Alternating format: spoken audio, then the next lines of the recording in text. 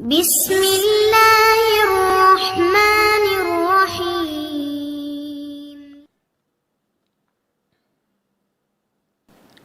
அஸ்ஸலாமு அலைக்கும் வரஹ்மத்துல்லாஹி வபரகாத்துஹு.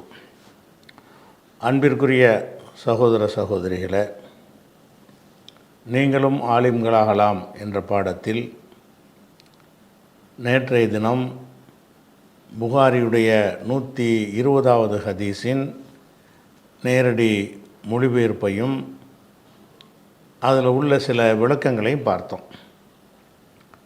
அதில் கூடுதலாக அறிந்து கொள்ள வேண்டிய ஒரு விஷயம் இருக்குது. என்னென்னு கேட்டால்,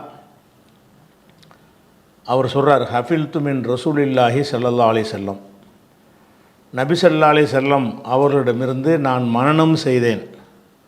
விஆஐனி, 2 பைகளை மனனம் செய்தேன். ஒரு இலக்கியமாக சொல்கிறார். அம்மா அஹதுஹுமா, அந்த 2ல் ஒன்றை பசத்துஹு, பஸ்ஸ என்றால் பரப்பினான், பசத்துஹு நான் பரப்பி விட்டுட்டேன், எல்லாருக்கும் சொல்லிட்டேன் அப்படிங்கிறாரு.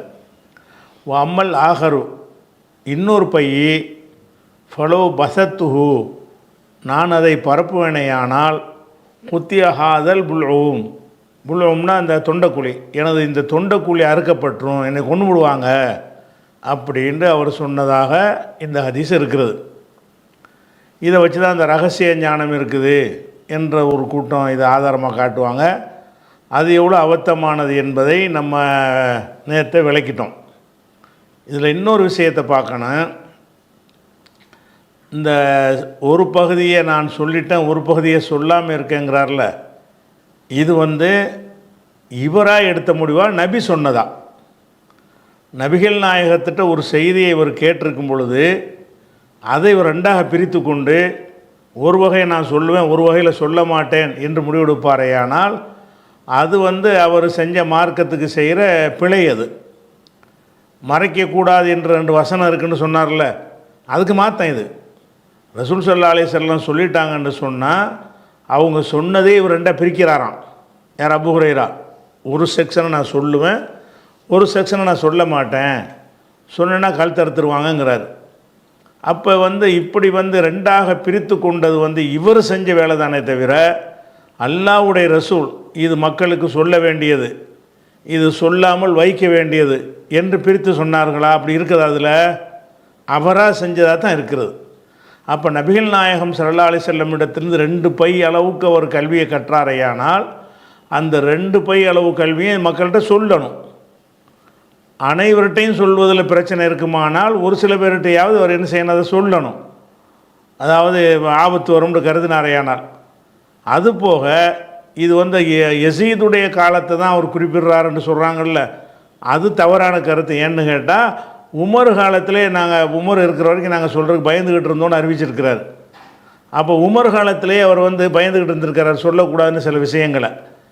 அப்போ அந்த மாதிரி இருந்ததுனால இது அந்த மாதிரி முன்னறிவிப்போலாம் இருக்க முடியாது. சொல்ல வேண்டிய விஷயங்களை சிலதை சொன்னால் பிரச்சனை வரும்னு நினச்சி இவராக நெஞ்சிருக்கிறாரு, தவிர்த்திருக்கிறாரு. கழுத்தெல்லாம் வெட்டிட மாட்டாங்க, இவராக தவிர்த்திருக்கிறாரு.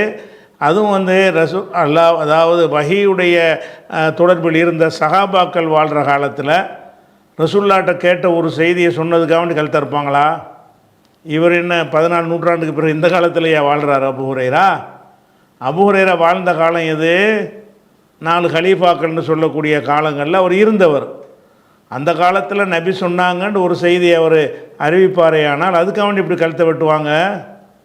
அதுக்கெல்லாம் அவர் கழுத்தை வெட்டுற அளவுக்குலாம் இல்லை. இவருக்கு சில அதிகாரங்கள்லாம் கூட கொடுத்து வச்சுருந்தாங்க, மரியாதையும் இருந்தது. அதனால் என்னை கழுத்தை அறுத்துருவாங்கன்னு சொல்வது ஒட்டுமொத்த அன்றைய நன்மக்கள் மீது சொல்லக்கூடிய ஒரு பழியாக இருக்கிறது.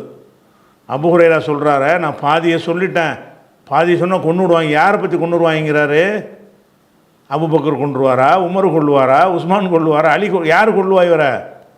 அப்போ இவர் யார் மீது பழி சுமர்? நான் சொல்லிவிட்டால் என்னை காலத்தினோட ஏதோ ஒரு காட்டு மிராண்டிகள் காலத்தில் இவர் வாழ்கிற மாதிரியும் அந்த காலத்தில் சொன்னால் விளைவு ஏற்படுற மாதிரியும் சொல்கிறாரு.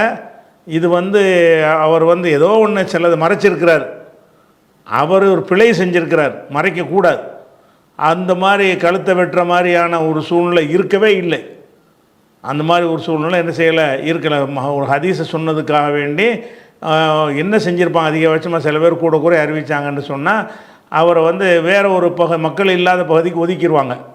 இந்த அபுதர் கிஃபாரிய உஸ்மான் ஒதுக்கி வச்ச மாதிரி உமர் அவர்கள் கூட இவர்கிட்ட சொன்னாங்க, நீ வந்து ரொம்ப ஹதீஸ் அறிவிச்சிட்டு இருந்தால் உன் சொந்த ஊருக்கு உன்னை அனுப்பிடுவேண்டு. அந்த அளவு தான் அந்த மாதிரி ஆட்களுக்கு நடவடிக்கை எடுப்பாங்களே தவிர கழுத்தறுத்துருவாங்கன்னு அவர் சொல்வதெல்லாம் வந்து அந்த உம்மத்துக்கு மேலே சொல்லக்கூடிய ஒரு பழி.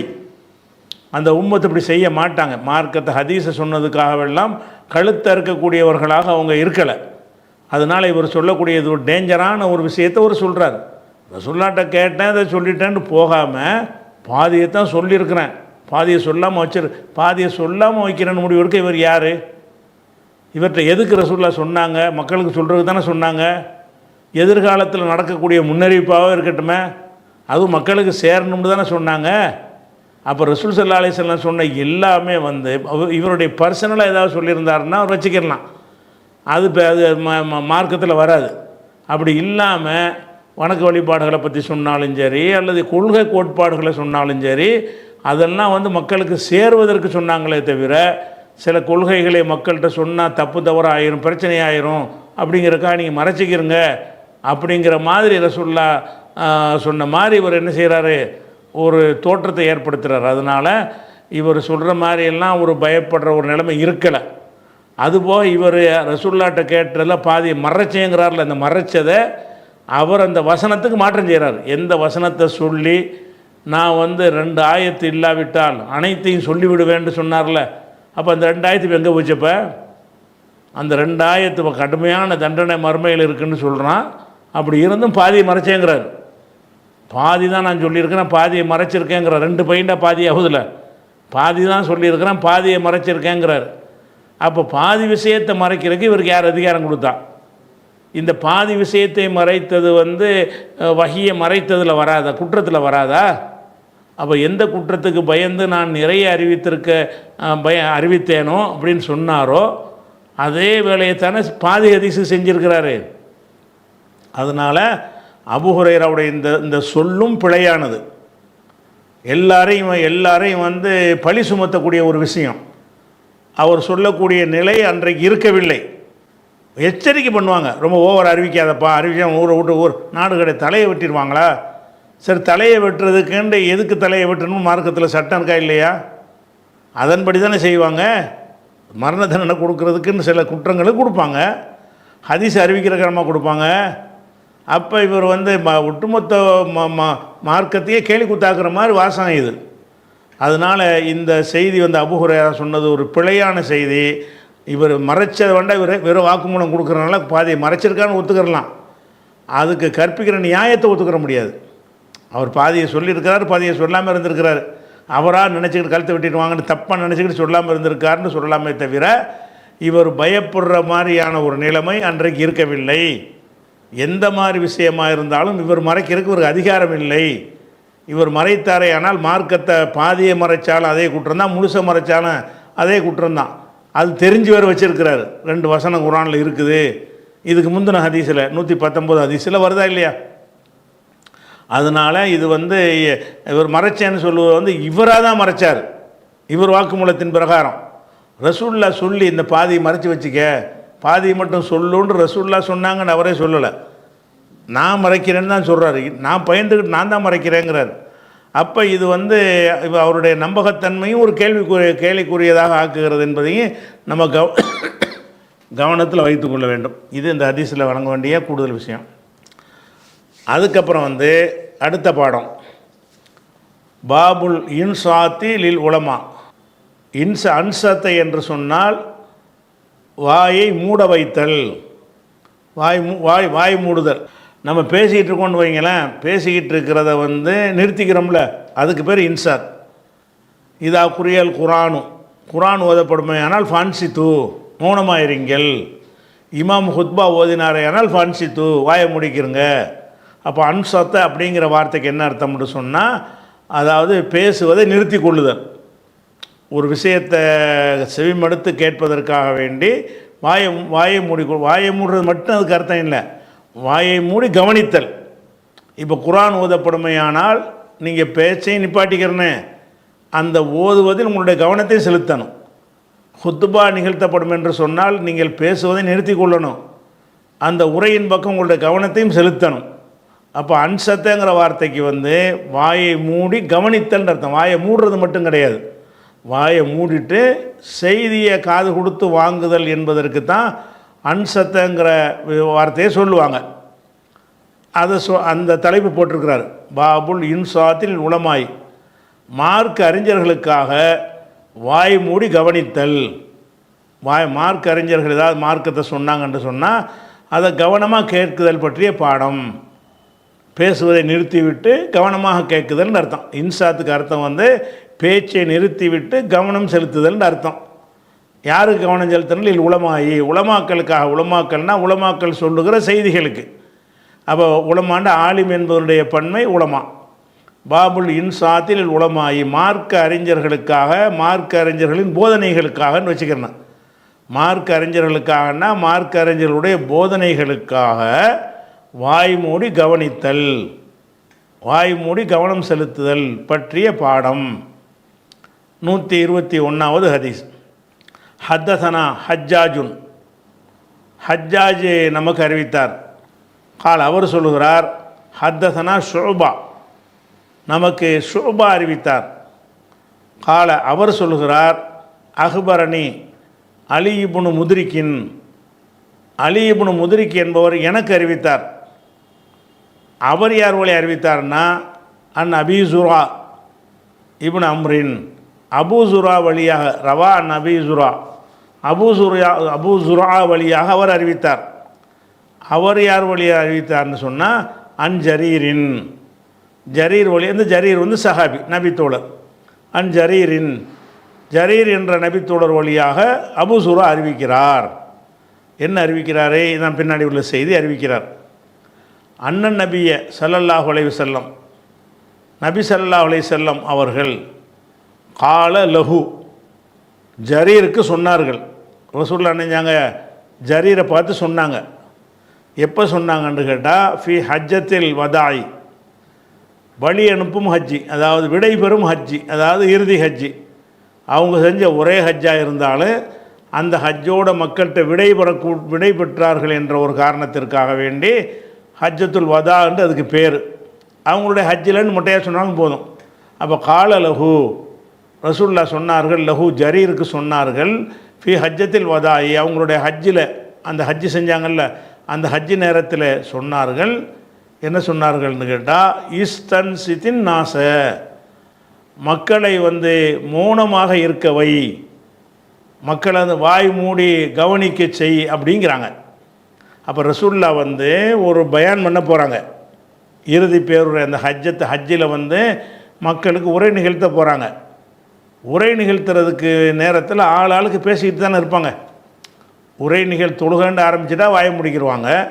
சும்மா இருக்கிறதான்னு சொல்லி ஒருத்தர் அவங்களுக்கு தெரிஞ்சதாக பேசிக்கிட்டு துவா செஞ்சுக்கிட்டு எதுக்கு செஞ்சு ஏதோ ஒன்று செஞ்சுக்கிட்டு இருப்பாங்கள்ல. அப்படி இருக்கும்போது ரசூலுல்லாஹ் என்ன செய்கிறாங்கன்னா, நான் ஒரு பயான் பண்ண போகிறேன், அதனால் மக்களை கொஞ்சம் இல்லை சைலண்ட்டாக இருக்க சொல்லு, வாயை மூடி கேட்க சொல்லு அப்படிங்கிற வேலையை இவர்கிட்ட ஒப்படைக்கிறாங்க, ஜரீர்கிட்ட. அப்போ ஜரீர்கிட்ட சொன்னாங்க, இஸ்தன் சித்தின் நாச, அதாவது அன்சத்தனா வாய் மூடினான், இஸ்தன் சத்தன் இஸ்தபலன்னு மாற்றணும்னு சொன்னால் வாய் மூட செய்யின்ற அர்த்தம்.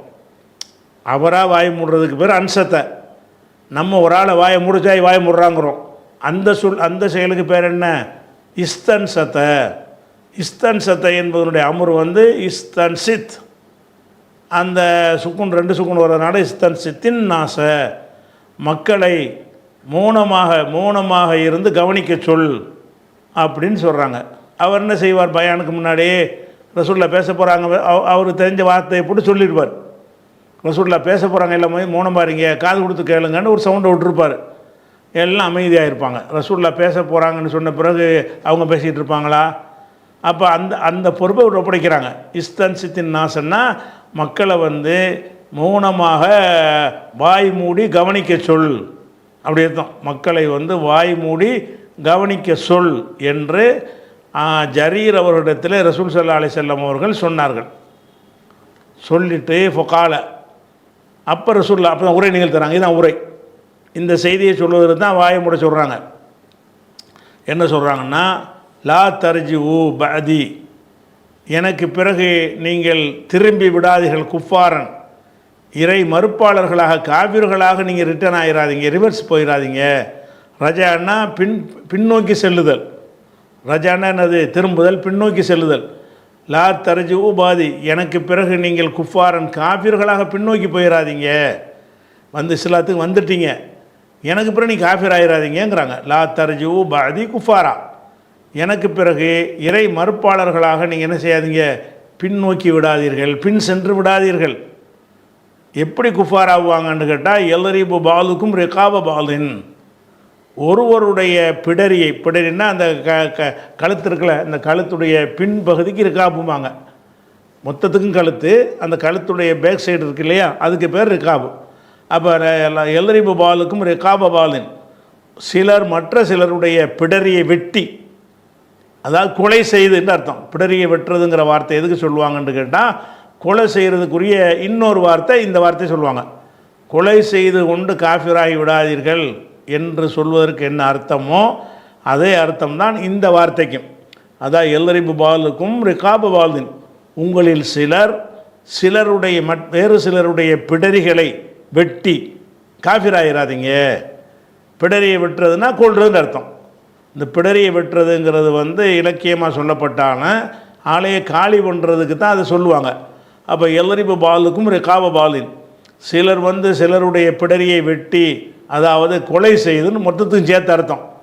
ஒருவர் மற்றவரை கொலை செய்து எனக்கு பிறகு காபிர்களாக நீங்கள் பின்னோக்கி சென்று விடாதீர்கள், பின் சென்று விடாதீர்கள், ரிவர்ஸில் போயிடாதீங்க என்று ரசூல் ஸல்லல்லாஹு அலைஹி வஸல்லம் சொன்னார்கள் என்று வழங்குறது. அப்போ இதில் பாட தலைப்பு எங்கே இருக்குன்னு கேட்டால், பயான் பண்ணுறது பண்ண வேண்டியதானே. ரசூல் என்ன செய்கிறாங்க? அதுக்கு முன்னாடி எல்லாம் மௌனமாக இருக்க சொல்லுங்கிறாங்க. அப்போனா என்ன அர்த்தம்னா, ஒரு உலமாக்கல் விஷயத்தை சொல்லும் பொழுது மக்கள் மௌனமாக கேட்கணும். அந்த பாடமாக மக்கள் மௌனமாக, அதை உலமாக்கல் ஒரு செய்தியை சொல்ல போகிறாங்கன்னா, மார்க் அறிஞர்கள் ஏதாவது சொல்கிறாங்கன்னா அதை கேட்கணும்ல. கேட்குறதுக்காக என்ன செய்யுங்கன்னா, நீங்கள் எல்லோரும் வாயை மூடிட்டு கவனமாக கேளுங்க என்ற பாடம். ஏன்னா ரசூலுல்லாஹ் உரை நிகழ்த்துவதற்கு முன்னாடி அந்த மாதிரி மக்களை மௌனமாக இருக்க சொல்லி ஒரு ஏற்பாடு செய்கிறாங்க. அதுதான் பாடத்தினுடைய தலைப்பு. இதில் கருத்துன்னு எடுத்துக்கொண்டீங்கன்னு சொன்னால், அதாவது ஒருத்தர் கொள்றதுங்கிறது இருக்குல்ல, அது காஃபிர் ஆக்கிரும். ஒரு மூமினை கொலை பண்ணுறான்னு சொன்னால் அது எங்கே கொண்டு சேர்த்துறேன் என்ன, அப்படி தானே சொல்கிறாங்க. ஒருவர் மற்றவரை வெட்டி கொண்டு காஃபிராக திரும்பி போயிடாதீங்கிறாங்க. அப்போ கொலை செய்தல் என்பது நம்மளை காஃபிராக சேர்த்து விடக்கூடிய அளவுக்கு இறைவனை இல்லைன்னு சொன்னால் தான் காஃபிர்னு கிடையாது. இறைவனை எல்லாம் ஏற்றுக்கிட்டு, நபியெல்லாம் ஏற்றுக்கிட்டு ஒரு முஸ்லீம் சக முஸ்லீமை கொள்கிற அளவுக்கு வந்துட்டான்னு சொன்னால் அவன் யார்? அவன் காஃபிர் ஆயிடாதீங்க அப்படின்னு ரசூல் ஸல்லல்லாஹு அலைஹி வஸல்லம் கடுமையாக எச்சரித்தாங்க. இந்த எச்சரிக்கை அவங்க எச்சரித்தாங்க. இந்த எச்சரிக்கையை ஒரு 10 வருஷத்தில் 20 வருஷத்தில் மீற ஆரம்பிச்சிட்டாங்க எல்லாரும், சஹாபாக்கள் வரைக்கும். அப்போ ஒருத்தர் வெட்டிக்கிட்டு போகிறது தப்புன்னு சொன்னதுக்கு பிறகு அலியும் ஆயிஷாவுக்கும் மத்தியில் சண்டை, வெட்டி கொண்டார்கள். 2 பக்கமும் சஹாபாக்கள் இருந்தார்கள். அலிக்கும் மாவியாவுக்கும் சண்டை, 2 பக்கமும் சஹாபாக்கள் இருந்தார்கள். ஒருத்தர் கொலை பண்ணாங்க. இது அப்போடு முடிஞ்சிடல. இஸ்லாமிய ஆட்சி உண்டாக போகிறோன்னு சொல்லிட்டு அந்த விஷ வித்தை விதைத்து ஒவ்வொரு காலகட்டத்திலையும் இந்த மாதிரி கொலை நடந்துக்கிட்டே இருக்கிறது. ஒவ்வொரு காலகட்டத்திலும் என்ன செய்யுதுன்னு கேட்டால், ஜிஹாது பண்ணுறேன், இஸ்லாமிய ஆட்சியை கொண்டு வர போகிறோன்னு என்ன செய்வாங்கன்னா பள்ளியாசலை கொண்டு வைப்பாங்க. பாகிஸ்தானில் பார்த்தீங்கன்னா இவனும் முஸ்லீம் அவனும் முஸ்லீமு, ஆட்சியை கொண்டு வர போகிறாங்கன்னா இஸ்லாமிய ஆட்சியை கொண்டு வர போகிறோம்னு சொல்லி என்ன செய்கிறது, பள்ளிவாசலில் கொண்டு வைக்கிறது. இஸ்லாமிய ஒரு அரசாங்கம் ஏதாவது இருந்துச்சுன்னு சொன்னால், அவர் இஸ்லாமிய ஆட்சியை நடத்தலை, நாங்கள் தான் நடத்துவோம்னு சொல்லிட்டு அவர் அதிபரையே கொள்வது. எகிப்தில் அன்வர் சாதத்தெல்லாம் கொண்டுறாங்கல்ல, யார் கொன்றது? முஸ்லீம்ங்கிற பேர்லாம் கொன்றான். அமெரிக்காக்காரன் கொள்ளலை, முஸ்லீம்ங்கிற பேர்லாம் வச்சு என்ன செஞ்சான், அது மாதிரி பல நாட்டுடைய அதிபர்களை போட்டு கொன்றாங்க. இவங்கெல்லாம் இஸ்லாமிய ஆட்சின்னு சொல்லக்கூடிய இந்த ஷைத்தான்கள் பூராவுமே இதை கரெக்டாக மீறுவாங்க. எதை? ஒருத்தர் கொலை செஞ்சு காஃபிர் ஆகுறது, ஆட்சியை கொண்டு வர ஆகலாம், கொலை செஞ்சு காஃபிர் ஆகிட்டு இஸ்லாமிய ஆட்சி கொண்டு வருவாங்களாம். ஒருத்தர் வெட்டிட்டு சாவாதீங்க, காஃபிர் ஆகிறாது ரசூலுல்லாஹ் எந்த ஒரு கட்டத்துலையும் ஆயுதம் தூக்கக்கூடாது. ஆயுதம் வந்து ஒரு அரசாங்கம் எதுக்கு தூக்கணும்? தற்காப்புக்கு தூக்கலாம். நம்மளை ஒருத்தன் கொல்ல வர்றான்னா திருப்பி அடிக்கிறதுக்கு நமக்கு ஆயுதம் தூக்கலாமே தவிர, மற்றபடி ஒருத்தனை போய் கொல்லுவதற்கு நமக்கு எந்த ஒரு ரைட்டுமே மனிதனுக்கு வழங்கப்படவில்லை. அப்போ அந்த ஒரு விஷயத்தை கூடுதல் போதனையாக நம்ம எடுத்துக்கொள்ள வேண்டும். இதில் வந்து உலமாக்கள் சொல்வதை செவிதாழ்த்தி கேட்கணும் என்பதற்கு இந்த பாடத்தில் இந்த ஹதீஸை கொண்டு வந்தார். அடுத்ததாக பாபு மா யுஸ்தஹப்புலில் ஆலிமி இதா சுயில ஐயுன்னாசி ஆலமு இப்போ எக்கிலுள்ள இல்மை இல்லல்லாம். ஒரு பாடத்தலைப்பு கட்டுரையாக போட்டிருக்கிறார். பாடத்தலைப்புங்கிறது ஷார்ட்டாக சின்ன வார்த்தையில் போடணும். இவர் என்ன செய்கிறாரு? ஒரு பெரிய கட்டுரை, இவ்வளோ பெரிய பாடமே என்ன செய்யணும்? 1.5 வரைக்கும் வருது. அது என்ன, அது கருத்து என்னன்னு கேட்டால், அதான் இதான் ஒரு மனிதன் இங்கேருந்து அர்த்தம் செஞ்சுட்டு மொத்தத்துக்கு சேர்த்து அப்புறம் செய்வோம். இதா சுயில ஒரு அறிஞரிடம் கேட்கப்பட்டார், ஐயுன்னாசி ஆலமு மனிதர்களில் மிக அறிந்தவர் யார் என்று கேட்கப்பட்டால், எக்கிலுல் இல்ம இது பற்றிய ஞானத்தை அவர் ஒப்படைத்து விட வேண்டும். இலல்லாஹி அல்லாஹ்விடத்தில். என்கிட்ட வந்து ஒருத்தர் கேட்குறாங்க, இன்றைக்கி உள்ள காலத்தில் பெரிய அறிஞர் யாருன்னு கேட்குறாங்க. தெரியும், அல்லாஹ்வுக்கு தான் தெரியும், இப்படி சொல்லணும். நான் தான் சொல்லிடக்கூடாது, அல்லது இன்னார் தான் சொல்லிடக்கூடாது. மிகச்சிறந்த இப்போ இந்த காலத்தில் மிகப்பெரிய அறிவாளி யார் அப்படின்னு கேட்டால் தெரியாது, அல்லாஹ்வுக்கு தான் தெரியும் அப்படின்னு சொல்லணுங்கிறது. அதுக்கு ஒரு பாடம் போடுறார். என்ன சொல்கிறாருன்னா, பாபு மா யுஸ்தஹப்புலில் ஆலிமி ஒரு அறிஞருக்கு விரும்பத்தக்கது. இஸ்தஹப்பன்னா விரும்பத்தக்கதாக, ஆனால் விரும்பத்தக்கதானுச்சின்னு அர்த்தம். மா யுஸ்தஹப்பு எது விரும்பத்தக்கதாக இருக்குமொழியில் ஆலிமி, ஆலிமுக்கு எது விரும்பத்தக்கதோ அது பற்றிய பாடம். ஒரு ஆலிமுக்கு வந்து விரும்பத்தக்க ஒரு பண்பு என்ன என்பது பற்றிய பாடம். எப்போ விரும்பத்தக்கதுன்னு கேட்டால், இதா சுயில அவர் கேட்கப்படுவாரேனால், அவரிடம் கேட்கப்படுமையானால், ஐயுன்னாசி ஆலமு மனிதர்களில் யார் மிக அறிந்தவர், இன்றைக்கி இருக்கிற மக்களில் மிக இஸ்மு தஃலீல் ஆலமுங்கிறது, ஐயுன்னாசி ஆலமு மனிதர்களில் மிக அறிந்தவர் யார் என்று கேட்கப்படுமையானால் அவருக்கு விரும்பத்தக்கதாக இருக்கிறது எதே ஃபயக்கிலுல் இல்ம அது பற்றிய ஞானத்தை அவர் ஒப்படைத்து விட வேண்டும். இலல்லாஹி அல்லாஹ்விடத்தில் ஒப்படைத்து விட வேண்டும். அதாவது எனக்கு தெரியாது என்று சொல்ல வேண்டும், அல்லது அல்லாஹ்வுக்கு தான் தெரியும் என்று சொல்ல வேண்டும். ஒன்று எனக்கு தெரியாதுன்னு சொல்லணும், அல்லது இது அல்லாஹ்வுக்கு தான் தெரியும்னு சொல்லணும் என்ற ஒரு பாடம். அந்த மூசா நபி சம்பவத்தை சொல்ல போகிறார். வேறு மூசா நபி சம்பவத்தில் யார் அறிஞர் நான் தான்ட்டார்ல, அல்லாஹ் அதை கண்டித்து தான் அவர் போய் ஹலிர் என்பவற்றை போய் பாடம் கற்பிக்கிறதுக்கு அனுப்புனான். அந்த ஒரு ஹதீஸை கீழே கொண்டு வர்றார்.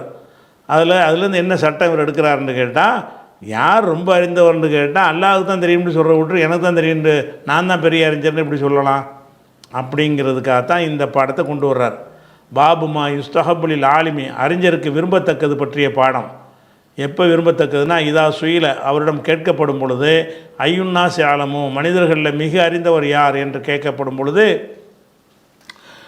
எக்கிலுல் இல்ம இல்மை வந்து அவர் சாட்டி விட வேண்டும். இலல்லாஹி அல்லாஹ்விடத்தில் என்ன செய்யணும்? சாட்டிடணும் அப்படின்னு சொல்லிட்டு பற்றிய பாடம்னு சொல்கிறார். சொல்லிவிட்டு அதுக்கு ஒரு ஹதீஸை கொண்டு வர்றார். 122வது ஹதீஸ். ஹத்தசனா அப்துல்லாஹ் இப்னு முஹம்மத் நமக்கு அப்துல்லாஹ் இப்னு முஹம்மது என்பவர் அறிவிக்கிறார். அவர் சொல்கிறாரு, ஹத்தசனா சுஃபியான் சுஃபியான்கிறவர் நமக்கு அறிவிக்கிறார். அவர் சொல்கிறாரு, ஹத்தசனா அம்ருன் நமக்கு அமுர் என்பவர் அறிவிக்கிறார். அவர் சொல்கிறாரு, அஹ்பரணி சயீத் இப்னு ஜுபைர் சயீத் இப்னு ஜுபைர் என்பவர் எனக்கு அறிவித்தார். இவர் சயீத் இப்னு ஜுபைருங்கிறவர் தாபியில் உள்ளவர். அவர் சொல்கிறாரு, குல்துல் இப்னு அப்பாஸின் இப்னு அப்பாஸ் இடத்தில் இப்னு அப்பாஸ் சஹாபி, இப்னு அப்பாஸ்ட்ட நான் கேட்டேன். இப்னு அப்பாஸ்ட்ட வந்து இவர் கேட்குறாரு, யார்? சயீத் இப்னு ஜுபைர். அந்த செய்தியை இப்போ சொல்கிறார். அவர் சொல்கிறாரு, குல்துல் இப்னு அப்பாஸின் இப்னு அப்பாஸ் இடத்திலே நான் தெரிவித்தேன். என்ன தெரிவித்தேன்னு கேட்டால், இன்ன நௌஃபன் அல் பக்காலி நௌஃபுல் பக்காலி என்பவர், இந்த நௌஃபுல் பக்காலின்னு வந்ததுனால இவர் யாருங்கிறத பற்றி முதல்ல திடீர்னு ஒரு நௌஃபுல் பக்காலின்னா உங்களுக்கு என்ன தெரியும்? யாருக்கும் தெரியாது இல்லையா?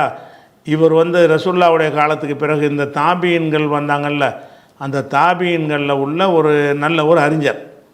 இவர் மார்க்க அறிஞராக இருந்தவர். யார்? நௌஃப் என்பவர். அவருடைய தகப்பனார் பேர் வந்து ஃபலாலான்னு சரி தகப்பனார் பேரான்.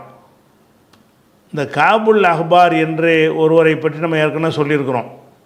காபுல் அஹ்பார் என்றால் அவர் கிறிஸ்துவ பாதிரியாக இருந்து இஸ்லாத்துக்கு வந்தவர்.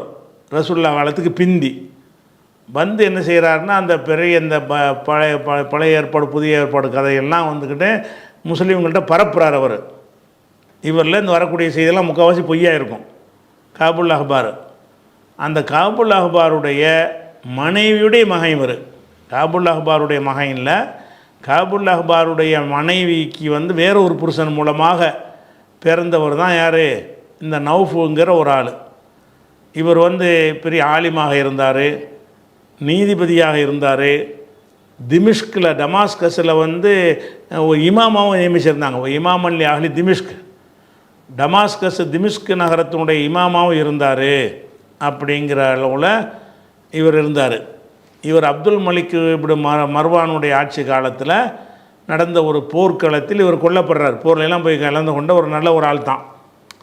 இவர் என்ன செய்கிறாருன்னா, இவர் வந்து காபுல் அஹ்பாருடைய மனைவியின் மகனாக இருக்கிறதுனால அந்த இஸ்ராயில் சம்மந்தப்பட்ட விஷயம் வரும்பொழுது அவருடைய அந்த வாப்பா காபு இருக்கார்ல, அந்த காபு வழியாக உள்ள கதையெல்லாம் எடுத்து விட ஆரம்பிச்சிடுவார்.